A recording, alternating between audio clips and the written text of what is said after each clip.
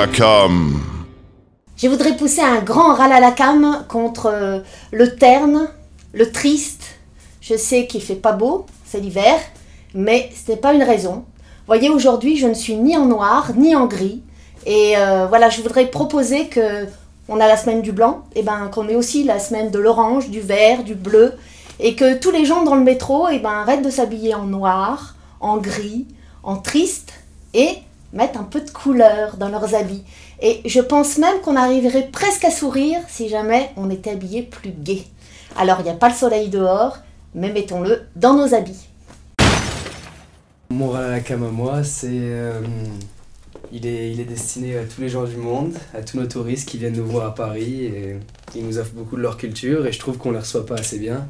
Donc moi je dis bienvenue au monde entier à Paris. Merci.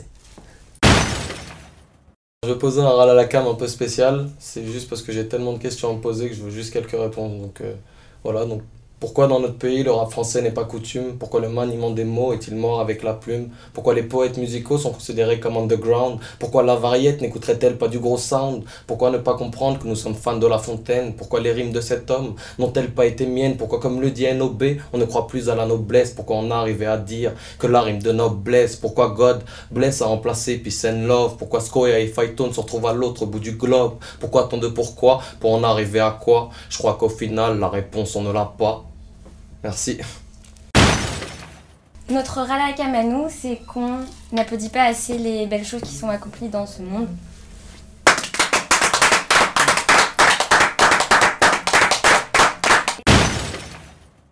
Moi je viens de province, et mon ras à la cam, c'est qu'on pense que les danseurs de province sont forcément moins bons que les danseurs parisiens. Et que les danseurs parisiens, c'est les meilleurs.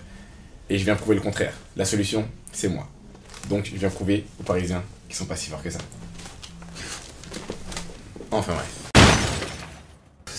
C'est les gens qui parlent dans le métro, c'est le non-respect d'autrui. Donc les gens qui mettent à fond leur portable, leur musique, c'est n'importe quoi. En plus on n'entend rien du tout. Les gens aussi qui racontent leur vie, mais ensemble qui crient, faut voir le niveau de leur voix, c'est impressionnant, enfin on s'entend plus du tout. Si tout le monde faisait ça, on s'entendrait plus. Ah, donc c'est au téléphone quand même. Ouais, donc voilà, donc nous notre solution ça serait de... acheter des écouteurs. Déjà acheter des écouteurs, ça, ouais. C'est pas cher. Enfin, ouvrir les yeux et puis penser qu'on n'est pas seul dans les transports parce que c'est quelque chose de public et puis quand on rentre du boulot, on veut pas forcément, ou des cours tout simplement, on n'a pas envie d'entendre les autres et puis fatigué, voilà, ça dérange. J'ai un coup de gueule contre les agressions sonores et les bruits trop nuisants. Écoute.